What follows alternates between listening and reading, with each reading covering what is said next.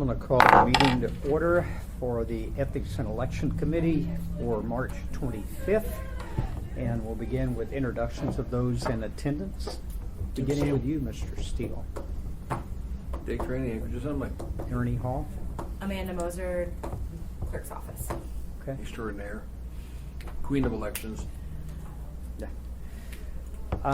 And we've got the indication that there will not be anyone representation from the Board of Ethics. So, Ms. Moser, pretty much the rest of the meeting is yours, bringing us up to date on items that you've got in the hopper. Okay, so I have first the update on the regular municipal election that we have going on right now, and I just have a few things that I wanted to talk about with that. We are seeing an increase in the early votes, specifically in the by mail, which is really exciting. We have encouraged people over the last couple of years to vote by mail, and we're definitely starting to see an increase in the request for that. So just to give you some numbers, last year on the first day that we mailed out 1,100 ballots. This year we mailed out 1,600. So you can see already that that's a pretty large increase, and even the mail outs that we've done since then, we're already, after about the first 3 days of mail outs, we're almost at 3,000 ballots mailed out. That's what we did in all of last year's. So pretty significant increase over last year's in the by mail, and we're just seeing slight increase at the absentee in-person polling locations. So we have City Hall and Lusac Library that both opened up on Monday, and we're seeing some voters out at the early voting. We are pushing for people to vote this week because all votes cast this week will be counted on election night.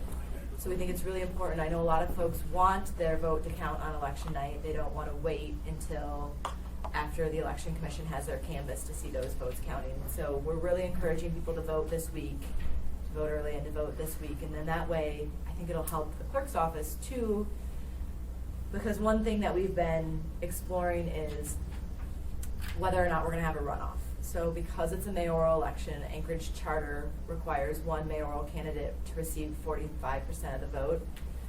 With the increased number of candidates that have applied or have filed for office, we recognize that sort of decreases the odds of one candidate receiving 45% of the vote, increasing our odds of that runoff election. But one thing that we're really aware of is on election night, what if the numbers are close? What if the numbers between the first and second or the second and third are too close to call?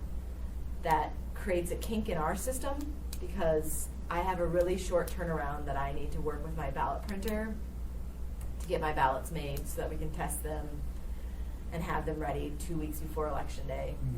With the election being on April 7th and the runoff being on May 5th, 2 weeks turnaround is pretty significant for those early voting. So we thought that, and we spoke with Dennis Wheeler, municipal attorney, before serious election preparations began, and identifying the runoff date and also having the conversation about counting those early votes.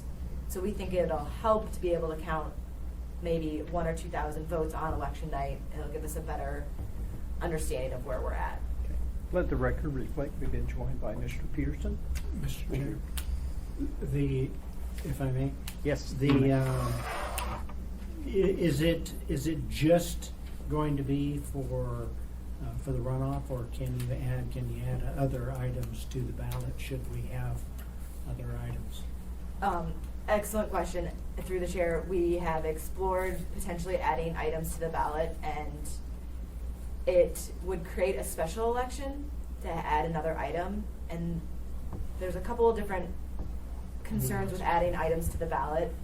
The biggest concern is that the special election notice is required 30 days before an election, which is Monday before our regular election, and we're concerned that there's the potential for voter confusion if that goes out the day before our regular election. And specifically with what we're working with on our end with the tight turnaround and closing out one election and opening another one, to add other items to that ballot would create the potential of errors, and it's not something that I would Like to do.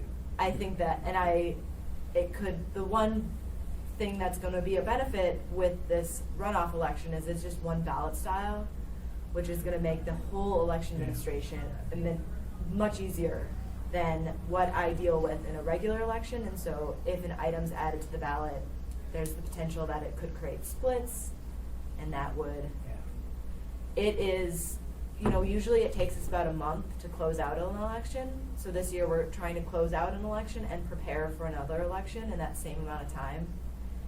And so I think that those are things that you should consider before you have the conversation of adding an item to the ballot. And is it, so. I'll just add a couple of other things.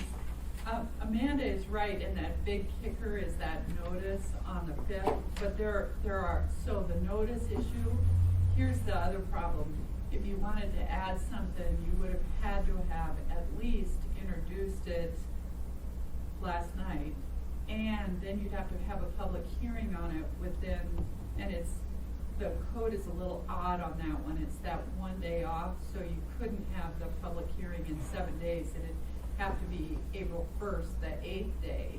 So then you'd have to have a public hearing on that April 1st, and you'd have to pass that ordinance. So you've got some tricky things like that too. So the answer is no. Yeah. I mean, functionally, it just sounds like. I guess I would be curious about what kind of item would you add, because technically, it's a runoff election.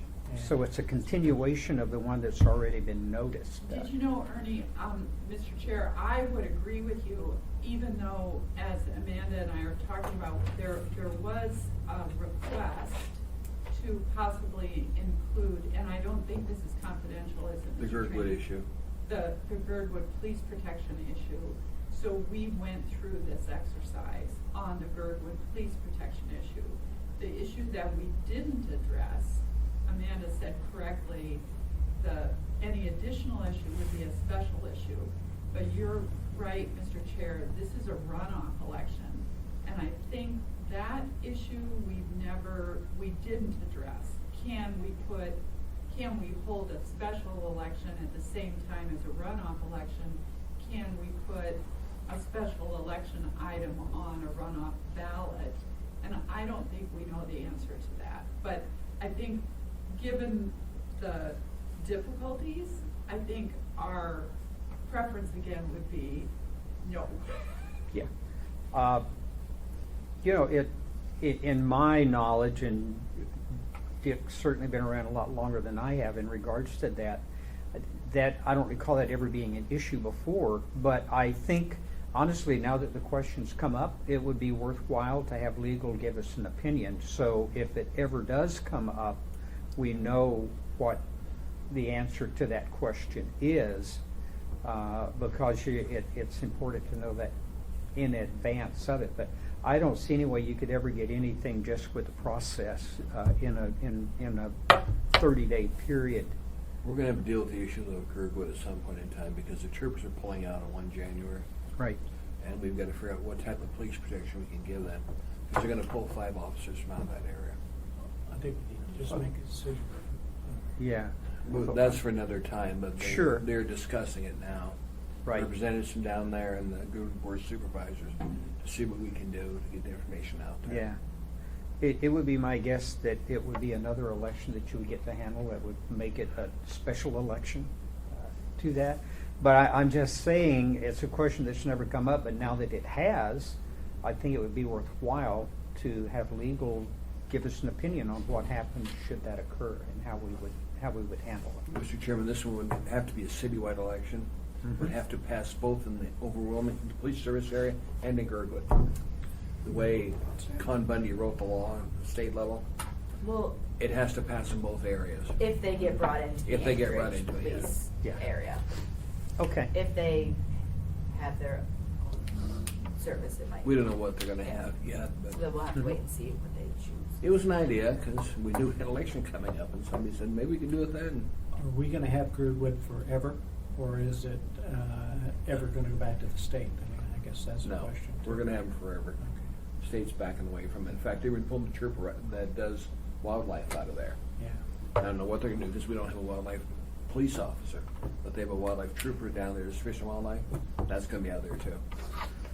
But that's only gonna be one of many trickle downs that's Yeah. gonna come out of this Well, budget. at least they're keeping 3 troopers on the traffic. On the patrol. highway, they tell us. So that's, Ms. Mosier? So next, that sort of concludes my update on the regular municipal election 2012. I wanted to spend some time talking about a project I've been working with Tina Miller from the AWU GIS Center of Excellence.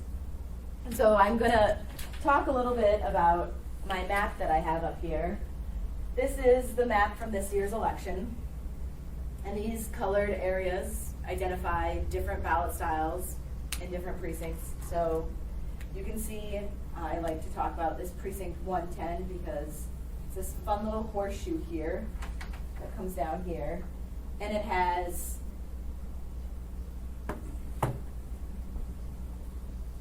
eight different ballot styles. So precinct 110 has folks that live outside of the Anchorage Road and Drainage Service area, but inside Park and Fire, and that's all this green area.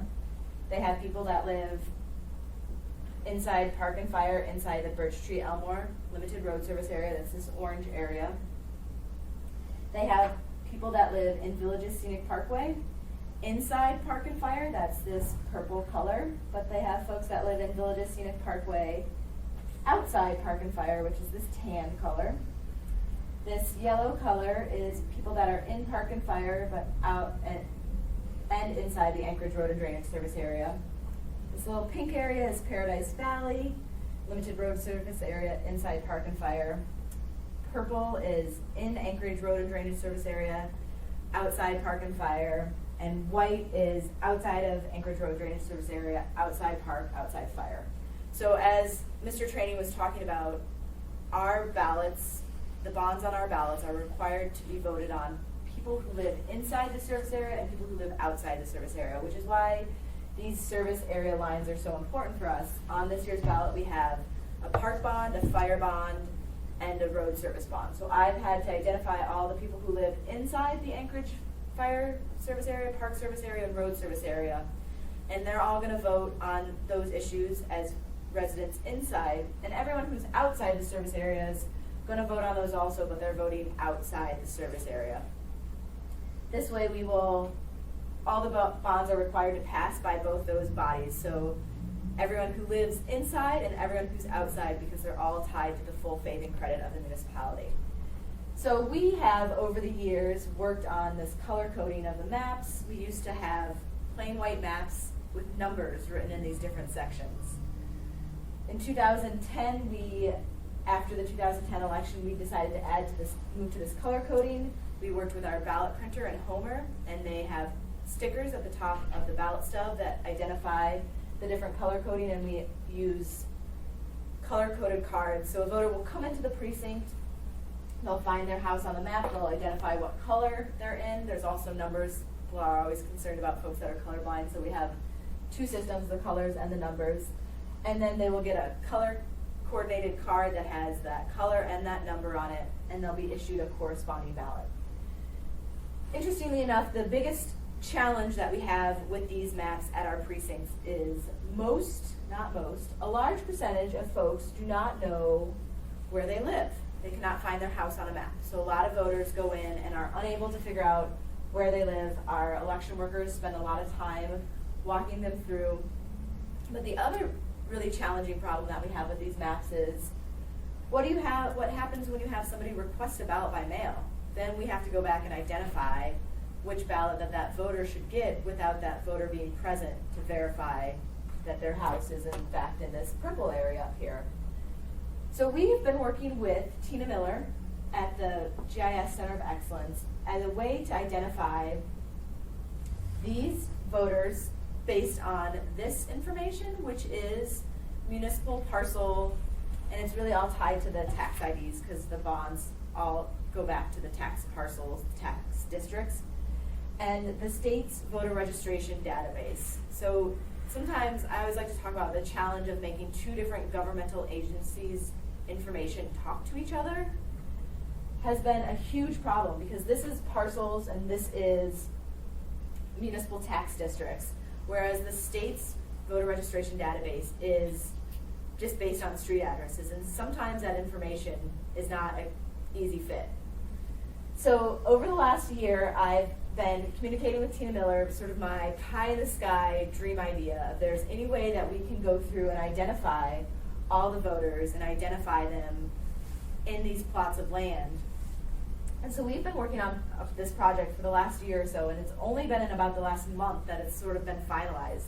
Tina Miller has been able to take the state's voter registration database and sort of lead it into this tax district and identify all the voters in their area and what they should get. I then sent her my ballot order so she knows all of my different ballot styles and why that voter is getting that ballot style based on the part of town that that voter lives in. And Tina has been able to create for me this really incredible split precinct list. So these tabs in here identify all of my precincts that have more than one ballot style, and this is a list of all the registered voters in that precinct, and Tina has been able to identify which color, ballot, and number and style they can get, and has put together this incredible book that changes the face of voting in our city. The biggest concern that I've had when we've had the conversation about going to a by-mail election is how are we ever going to be able to issue ballots to these people? I know everybody in 810 is getting ballot style 2. That's easy, done. But it's more challenging when you get out here, and without the help of Tina Miller, I probably wouldn't have been able to get to this point where I've identified all the voters and which ballot style they should get. So all of my split precincts will get the map, and they'll get all the additional supplies with the maps, the color cards along with the ballots with the stickers on the top. And these colors all sync with that whole process. So a voter will be able to walk in, and this year we're doing it as a pilot project because we just need to check this information and make sure it's correct. A voter will walk in, they'll go through the same process, but then the precinct will also find the voter in here and confirm that we've identified that voter getting the correct ballot. This is a game changer for our municipal elections. And it's really with the GIS Center of Excellence that we've been able to make this leap. And it's been really fun working with Tina because I get these pie-in-the-sky ideas that I just think are impossible, and Tina can make them happen. And that is incredible. And so we talked about this at all the trainings. We're giving everybody a binder for their precinct. And we've been using it with the by mail this year, and it has been smooth and really gone well. And so we're really excited about it. We've a few small kinks about the purple's a little too dark. So there's small problems that are easy to adjust. But beyond that, it has been pretty incredible. Pretty awesome. Yeah. Super exciting. I know all three of these guys know the answer to this, but what is the GIS Center? So Graphic AWU, Information System. the GIS is a mapping for Anchorage, and AWU has the GIS Center of Excellence because they have to track all the water pipes under the ground, which is Everywhere? everywhere. And as Tina will talk about, if you ever ask her about, that is a really valuable commodity to the municipality of Anchorage. I think there's like millions of billions of dollars. I don't know There's the a exact lot. number. There's like a lot of money in pipe under our ground that Yeah. transports the raw water. And so Tina has worked with me on some elections projects over the years, and she has, the other two projects that we have worked on is she has updated our polling place app for the city, because working with Tina over the last year, we discovered that there was some inconsistencies with the state's data. And because we've had Tina able to sort of map out all of the state's data, we've been able to work with the state to update their data, which is a huge thing, especially out in the Eagle River, Chugiak area. There was some concerns with some of the information out there. So we've done that. And then the other huge project that Tina just finished for me is she created a interactive map of the municipality of Anchorage that basically looks like this, and a voter can open the map and click on the part of town that they live in, and it will open a window with their sample ballot. Huh. So how do you identify which ballot you should be voting on when there's 35 different ballot styles? We have this really cool interactive map where it'll just tell you based on all of this information that we have in GIS. How big a maintenance issue is it going to be? I guess you'll have to update it before every election, but, you know, any subdivisions that go in are gonna cause a problem. Any changes to anything in there, a service area or anything is, Somebody moves. yeah. Well, and we're continuously updating this information, and we have to do that with elections. When somebody moves, they have to update their voter registration, otherwise they're voting a question ballot. And so this is something that we address continuously in elections, and it's something that we are always looking at the information every year, and it happens. The limited road service areas, they'll decide to incorporate more area or take parts of it away. So we are always in the data and making sure it's correct. But especially with Tina's crew, they have it really dialed down to a system, and they're helping us maintain this in a way. And having Tina on board and having her help us, she was able to go through and check all the data and make sure that everything's. Is the relationship the numbers, you know, whether it be parcel number, whether it be address, whether it be whatever, or is the relationship geographic boundary? I mean, what did she digitize? I mean, she put the numbers, you know, create the parcels from, or the different colors from Are you asking where digitizing the she? boundaries, or did she input all the data? This is all tax districts. Okay. So people who live inside the Anchorage Road and Drainage Service area, Yeah. they pay that. Okay. People who are outside don't, and they're all set up as different mills, and so there's actually I got you. a table of that, Yeah. and that is where we pulled the information. Okay. Dick? Thank you, Madam Mr. Chairman. Amanda, could you get me the information on the people in GIS that you've worked with after the election? Yeah, Because I'd like absolutely. to have them come to the assembly meeting so we can give each of them a proclamation from the assembly. Absolutely. Just so we can thank them for going above and beyond their jobs. It's been great to have them work with you on this. The GIS Center for Excellence is a perfect name for that organization. They really wear that name well, and it's been a pleasure working with Tina and her crew. I'd like to recognize them, like I said, in front of the Yeah, assembly. remember to Absolutely. put that in the proclamation. Well, she's she gonna is- write it. Yeah, and that's what I said. Pete? Thank you, Mr. Thank Chairman. you, So, Amanda. so you think you've got the problem solved where people come in and can't put their finger on the map where they live? You're ready for that? We're working on that. There's, I think, How do they get home at night? this isn't, we're still kind of have a few kinks through it.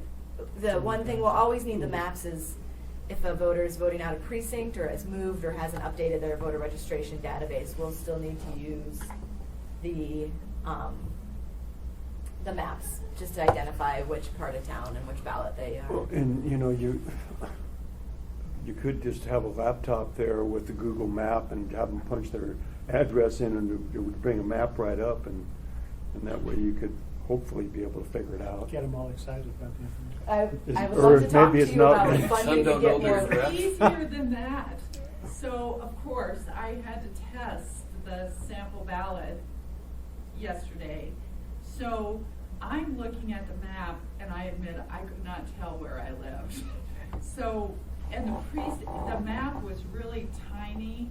So, you know, I was looking for the coastal trail, and I couldn't exactly find it. So I searched for my address. So I typed in my address, it zeroed in on my address, and then I backed out, and it's by precinct. So then then I could click on my precinct, and my sample ballot came up. So it's even easier than doing Google. And the map's really cool, so you can zoom in and zoom out. So you could have zoomed in on the map. You know, I don't know if the resolution on mine was. Did you do it here? Yeah, I did it here. So the resolution I just couldn't, every time I zoomed in, it took me over to J-Bear. Oh. So I just couldn't get to West Anchorage. But when I did my address, it just worked perfect. Mr. Commander, are we getting a lot more people doing vote by mail because the political parties, I think, the request out to individuals, because you said there's more of that going on. Phone calls. So what's the problem? I see you smiling. No, it's an interesting thing. So through the chair, we recognized over the years that there's some different organizations that send out absentee by mail requests to their members. And it's created some interesting challenges over the years. So first of all, I want to make sure that I stress, we are really excited that people are requesting to vote and that other organizations are encouraging people to vote. We think that's great. There's sometimes some confusion that happens when other organizations send out the absentee by mail requests. And I'm going to speak specifically, there's one organization this year that has it's a 2-page paper that went out. On one page, it's a letter from the mayor asking people to vote, saying there's really important things on the ballot, and then the other page is an absentee by mail request. Because there's the letter from the mayor on one side, I think there's some I know there's some confusion. I'm getting quite a few phone calls that people think that we've sent that out, that it's come from the city, It's a logical conclusion. which isn't a logical conclusion because there's a letter from the mayor on it, and so we have to, say, oh, but who's it from in the return address? And then they go, oh, it's not from the city. But one problem that happens is that people sent in a request already, and then they get that, and they think because it has the letter from the mayor that we've sent it to them that we haven't got it. And so they send it another. And we get a fair amount of those. We just did a count before I came up here, and we've had, not specifically only from those, but we've had 59 people request absentee ballots by mail twice. A few special people that have requested them 3 times. So, and I like talking about this for 2 reasons. It's a minor annoyance. It creates a lot of extra work on our end, but it's one of those things that's really great to see how the system works, that we're catching them. We're not mailing out 2 or 3 ballots to these people. We're able to identify that somebody has tried to vote twice, or is trying to request it more than once. But it is something that on our end creates a little bit of extra work of identifying who's made more than one request, because we kind of go through a whole process of entering it into our database and then seeing that there's been more than one request. I need just a follow-up question. Yeah. So was that letter from the mayor on city letterhead? No. Okay. Did he offer it to both parties or just one particular group of people, do you know? Well, I have only seen it come in on the one particular organizations. Thank you. But we're excited that people are voting. We're excited that people are voting by mail, because I think that voting by mail is a great way to engage in municipal elections.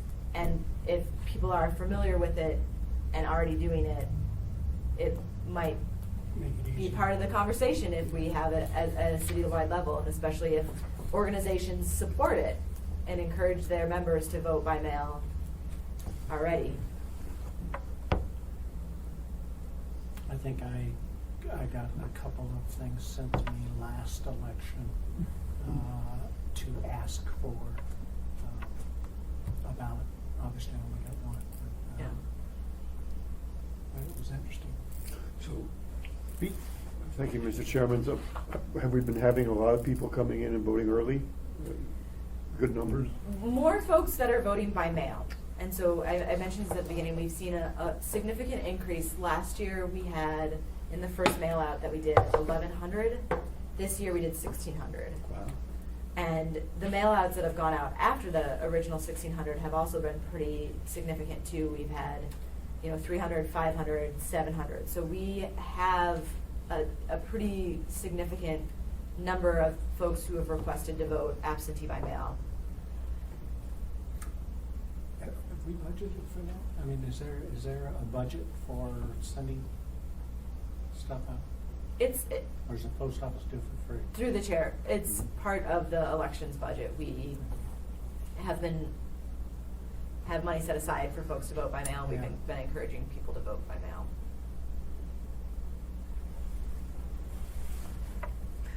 Do we have the funding for the runoff election?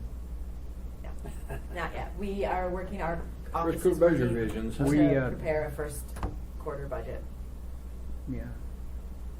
Madam Clerk? We did get, Amanda prepared the number for what she wanted for the elections, for the runoff election. And, Emerita, our budget analyst, and I reviewed it, and then, I approved it, and we sent it to OMB. So it's gonna be part of the mayor's, the part that the mayor will submit to you. First quarter budget. Because, this is a municipal-wide expense. It should be part of the overall municipal first quarter budget. It shouldn't be something that's coming directly from the assembly as an amendment. So we've already submitted the request. It should be in the document that's presented to you. Okay. How big was that number? It's less than what we need for a regular election for a couple reasons. We have less ads that we're required to run, and those are pretty expensive with the Alaska Dispatch News. We will have less expenses on election workers because we pay them to come to training, and we're not having an additional training class between then and now. We will still need to have the movers to deliver all the precinct supplies. The ballot order, because it is just one ballot style across the city, will be less. The split precincts is costly because we have to order more ballot styles and have them available at all of our early voting places, whereas when you just have one ballot style, it'll be a little bit less. Mhm. So the ballot order will be less, and we won't do a League of Women Voters ballot review because we've already done that, and that was a pretty costly expense. So I'm thinking it was between 100 and 200,000. It was less than 200,000. and most of that is just staffing the polls on election day is the Mhm. biggest chunk of that expense, the election workers. This may be a ridiculous question here, but I haven't been involved in city government for so long. Have we had more mayor runoffs? Have we had runoffs before? Yes. And so we've got an idea as to a relative turnout between the regular election and the runoff election? And how do they relate? So I've looked at 2009 and 2006. Okay. And it is comparable to what is at the regular election. Okay. Interestingly, too, the municipal code is set up that you're only required to order enough ballots for the number of the people who voted in the regular. We are not going to be following that section of the code, I can tell you that much, but I think it is a really sort of interesting code section. Yeah. Orders more ballots than that. Want to chat with us about your stakeholders? Yes. So we talked last meeting about having a stakeholders group for exploring alternative methods of voting. And we have had a couple of conversations in the clerk's office, and we are beginning to identify seats that we would like to have on the stakeholders group. And one thing that we're really making sure that we have is diversity in our members of our stakeholders. So we are looking at identifying, we want to make sure that we have somebody that can understand this component of elections Mhm. is really important. So sort of the technical aspect of the ballots and assigning them. We want to have somebody that has experience with the business community. I think that would be a good voice to have on board.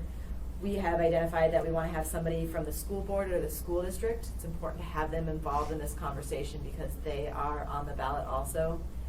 We want to make sure we have an election worker on our stakeholders group, and we have a couple that we've identified that would be possibly a really good fit for that. We want to make sure that we have somebody who has a communications, marketing, education background, because as we begin having this conversation on a large level, we want to make sure that we're able to communicate to the residents of the municipality of Anchorage this major change in how they are going to interact with their elections if we come to the conclusion that we're going to have this change. And so that will be a really important voice to have on the stakeholders group. We have also looked at some members that have been involved with municipal elections in the past. So we have identified some folks that have been involved in the 2012, 2013, and 2014 elections. We think that it'll be good to have a voice of someone from the public, but that has a lot of familiarity with our election process and how we do that. We want to make sure that we identify somebody who can help us communicate this message across all the different diverse populations that we have here in the municipality of Anchorage. So we're going to sort of identify a couple different people that might be part of that sort of justice group that can help us with that communication. We want to make sure that we have somebody from the State of Alaska Division of Elections on board, because I think that will be a powerful person to have who understands the state and their process. And so we have identified about 15 spots, and we think that will be a good place to start. And part of the conversation that we've had is that we would like to have these 15 main stakeholders, and those people might need to have smaller committees to also work through some of the challenges. I think some of the important committee work is going to be about communication, marketing, education. I think that's going to need to break down and have a whole group that works on some of those issues. I think we're going to really want to make sure we have a separate committee that breaks down and talks about sort of that justice and how do we communicate this across the diverse residents that we have here. So that is, we are beginning to identify, and I think in the next, we would probably like to talk about specific names and start communicating in the next month or two with these people. I think ideally we will have the committee, the stakeholders group identified and notified by May so that we can really start working in June. Because I think June, July, August are going to be busy with the summer, but we're going to really need to get the ball rolling so that we're able to have a serious, full conversation in the fall and make sure that we're ready to go if we want to do this for 2016. Mhm. I just had a thought. I know that you learned a lot on your trip down south in terms of what other people are doing with regards to vote by mail or electronic voting or whatever. But it might be reasonable to, if you have somebody down there that would be great to talk with this group, to bring somebody up for a day or two, give them a little vacation, but also to motivate, to answer questions, to kind of help that group focusing on what we're doing and what might happen. And, Yeah, so- no, that's excellent. And through the chair, if I may, we have been working with King County, so that's Seattle, Washington. And I feel as if they've taken us in, like we are their younger sibling. That's And the we- Seattle, Alaska We relationship anyway. have been working with them. Barbara and I were down and toured their facilities in 2013. And since then, we've had a teleconference with them, and we talked about how they transitioned. And we have a really great relationship with them, and they enjoy working with us because it sort of takes them back to when they first did this. And they've given us a lot of good feedback so far and are on board with helping us as we go through this process. So I am glad that you're bringing this up because we have. I mean, I don't want to waste money or give somebody a boondoggle, but it just seems to me having direct contact and communication with folks that are doing it would be valuable for a whole bunch of people. And having them sort of on, I feel like they're on our team, like they're on our support Yeah. staff. Yeah. Having them on board with us has been great so far. They've been able to help us identify some stuff we didn't specifically think about. And some of the stuff that I was originally thinking about doing, they've sort of communicated, You know, so, I mean, it's been really valuable so far, and I think that as we go through this process, that relationship will continue to grow and we'll continue to get their feedback and support.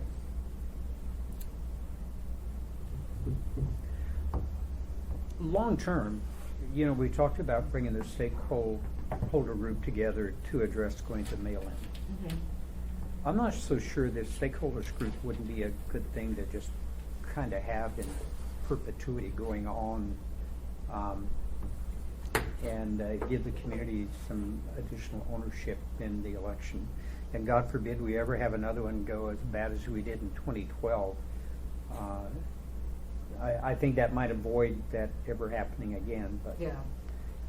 You know, when we create these kind of groups, we're creating work for the clerk's office, so we need feedback about what you think about that. But it could be a great resource to have Yeah. out there and give community ownership. And just to give you a little bit of feedback, if you don't mind, through the chair, we've had Jackie Yeagle helping us so far as we've gone through this process, and it's been really great having her on board. And that might be some continued support that we might need. Sure. Well, my question, Mr. Chairman, is we're gonna have to, if we're gonna move to a vote by mail for the entire election, what's the deadline for us to introduce an ordinance to the assembly to do that? I mean, are we gonna have to do that June, or is it by next fall, or, you know, what's? Through the chair, I haven't specifically ironed out those dates completely, but for our process on our end, we would probably need to be in a position by October that we know for sure that we're going in this direction, including passage of an ordinance, so that we can finalize all the steps we'll need to do from then.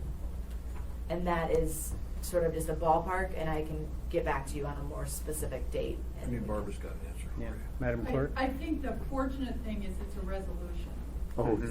So that's the good news, is the assembly just has to pass a resolution regarding a by-mail election. So it shortens that wait time up a little bit. You've already approved it in, one of our prior rewrites of Title 28. You have the authority to approve a by-mail election by resolution. Okay, very good. Anything else? Good job.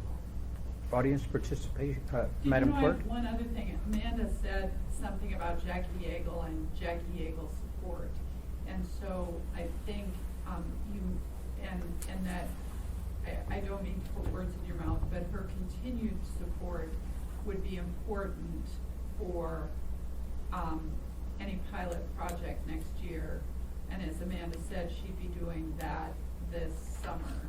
And so I am anticipating, if you would agree with that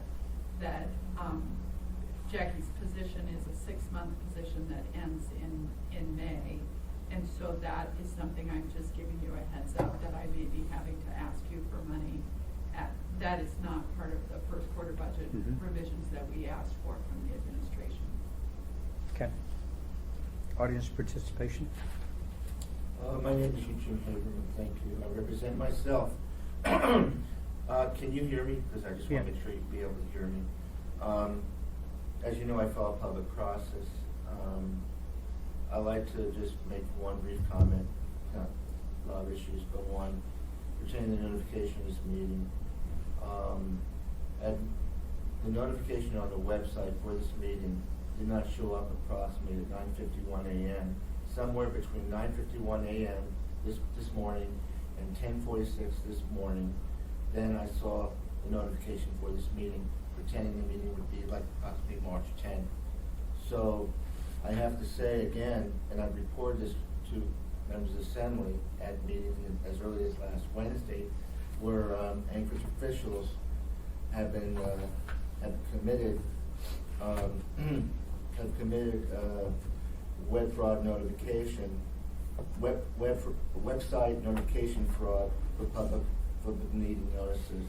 I mean, we're talking about, and you know, forget me being in the valley. The fact is, you're supposed to be able to put a notice out so the public can know what you're doing and be involved in connecting and to attend the meeting. And this has gone to the extent of less than 1 hour. When I saw the 10:46, I popped in the car. started my car and I got here and then you saw me come in and, you know, I travel distance, but forget my distance. The fact is, this is not respectful for Anchorage people. Normally it's, I understand that you have a policy of 48-hour notice, but you're also putting these notices out that are giving this kind of shortness, and you're pretending the notice went out several days before. Now, just one footnote, that's reference to the website, that's where these notices are. There's another effort that the city does, and those sheets of paper outside City Hall, where some notices are out there for some of the meetings, that's out there on that notice sheet. But that means people from Girdwood or whatever can have to see that sheet of paper, walk up to the clerk's office and see that sheet of paper, but it's not on the website. And this is not right. And that's all I have to say, and I thank you very much. And just for the record, I was here for the entire meeting, and also for the record for the tape. Barbara Jones, I notice is here. Amanda, thank you. And Representatives Hall, Peterson, Trainee, and Steele. Thank you very much. And by the way, Mr. Haberman, you may note that this is a regular scheduled meeting every month at the same time. Do you have to put a notice out there? You're pretending it went out March. Mr. Haberman, I understand that. I'm just stating that this is a regular Whatever's scheduled ready, you've got to monthly put meeting. that out there. You're not putting that out there. You're putting it out last second. That's not kosher. This is not what you do. Thank you. Anything else? We're adjourned.